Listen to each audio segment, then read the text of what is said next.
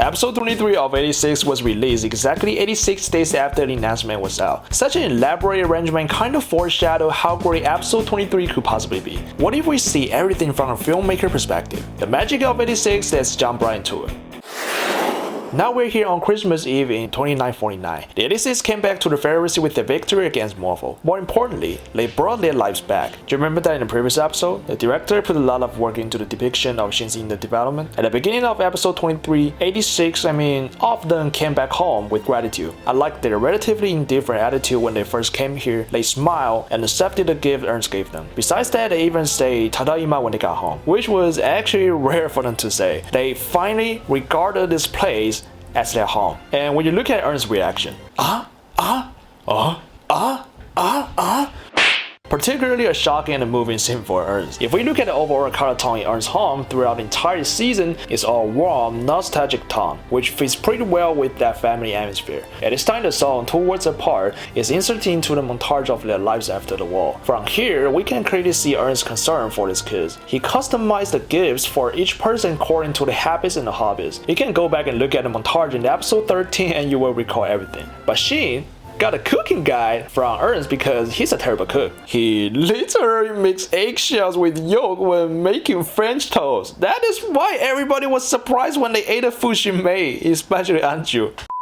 Throughout the montage, the beat of the song is not fast, and the camera movement of the shots is relatively slow and gentle. You can only see characters doing what they do as a true citizens in their daily life out of the battlefield. No longer fighting, no blood, no discrimination. Now, let's look at the cut here. They only used 3 simple shots to show Lena bought a pair of shoes, and Lena conquer her past. The transition between the first 2 shots is a match cut, and the element of the transition is the shoes. It just fluidly brings you into the next shot instead of doing everything step by step. From episode 13, we can tell that Lena was hesitant to enter the store because at that time, she still wanted to go back to fight, and now is the moment when Lena killing the girl away.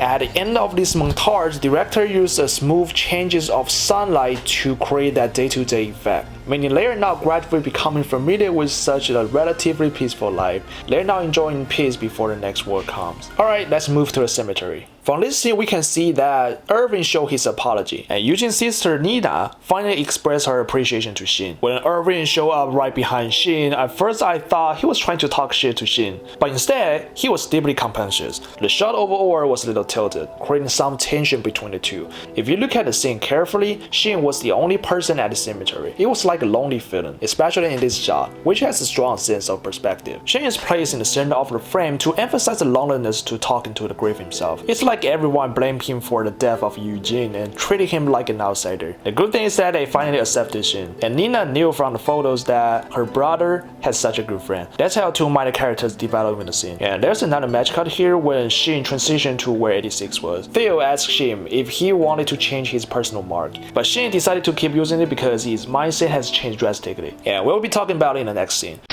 Shin came to the place where he mourned the death of his comrades. From here, we can see old fighters' body, broken jackets, and dog tags from those dead fellows. And he finally put his brother's dog tag there instead of keeping it himself. It's telling us he has finally let go of his inner fear. He didn't know what his goal could be, but he will continue to move forward. At this point, the shot cuts back to the dialogue between Shin and Theo. And now, Shin could proudly say he's the Reaper in front of his friend. The shot of Shin turns brighter, quickly transitioned to where his dead comrades were. Unlike episode 22, Shin turned stunned when he saw his comrades. He became tough. Next are several successive zoom-in match cuts showing various cuts of scenes around Shin, but he always keeps a determined expression. The zoom kinda speeds up when Shin's personal mark appears, and then he proudly told everyone that he is the fucking Reaper. I love the quick zoom here, which has a sense of emphasizing who he is. Here comes a beautiful shot of Shin going out of the place. Shin took a step forward. You can see the grass on the ground or whatever plant becomes brighter and more saturated. The angle of the shot looks pretty interesting, isn't it? Remember it. Right after comes a strong symbolism of a white bird passing through a group of dark, weird flying creatures from a relatively dark space to a beam of light. As Shin's monologue started, the white bird rejoined the other 5 birds in the sky. You see a flash transition between the 2 different spaces, which means Shin came out of his inner shadow and started to move toward his friends.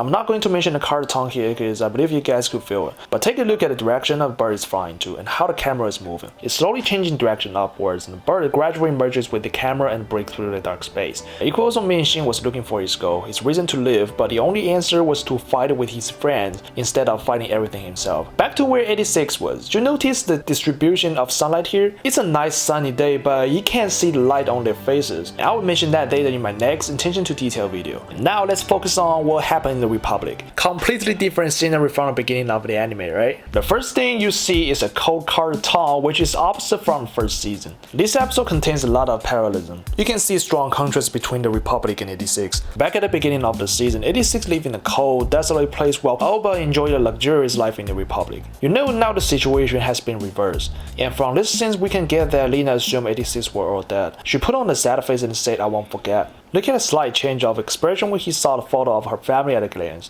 From here, the shadow splits the photo in half, but I'll say I don't know what this shot stands for. If you have any ideas, please let me know in the comments. Here we follow Lena to the cemetery in Republic. This is a wide shot of where she was. Lena was alone in the larger open field. It's pretty similar to the scene in FEDERACY I mentioned earlier. From here, some inequalities still reflected here. The 86 only have their weapons live in the cemetery, instead of being able to have their own graves like Alba. The Republic they treat 86 different before, and the story told us son of Alba are just jerks. But you know what? This shot shocked me. It's telling us the Republic is now dead. And take a look at the shot here. Reflection in the water is showing us the Federacy flag, while the broken Republic flag is soaked in the water with the trash, meaning Federacy has taken over the Republic. From Lena's monologue and from the appearance of the army on the street, you can basically draw this conclusion as well. Do you notice changes in the appearance of the city? The slogan "Unfriendly to 86" on the huge screen was modified to "White pigs stayed away." Statues in the city were painted with different colors.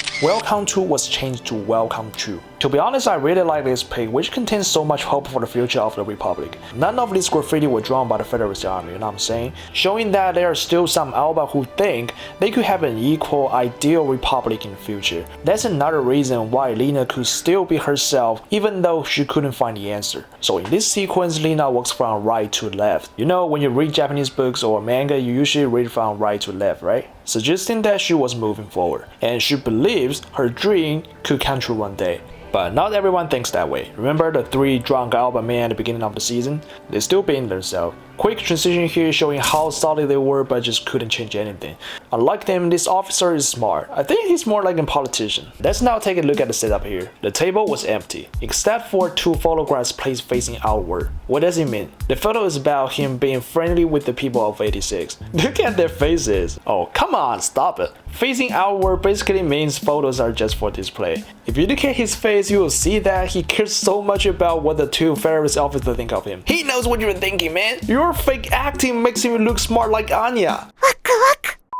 Alright, let's talk about Annette in this episode. To be honest, I thought she died in the war at first. She was surprised by Federacy device because it was made by the same techniques of Republic. Look at how excited she was. She still held a hope for the survival of her childhood friend, the other 86. And it's because of the crazy things Lena has done, they have changed her mind and allowed her to move on. Not only her, a large group of citizens also have bright vision for their future. So now, all we can know is that both Lena and Annette were being traded to Federacy. And Lena will reunite with the 86 there, but she just didn't know they were still alive. What's interesting is that Federacy showed Lena the roster of her troops, but Lena couldn't see some of their names because those were backed out by the Federacy on purpose. They just wanted to give Lena the surprise. Do you notice the lighting changes in this scene? I think to some extent reflects some slight swings of what Lena was thinking when she saw the roster. And shit, I gotta replay this.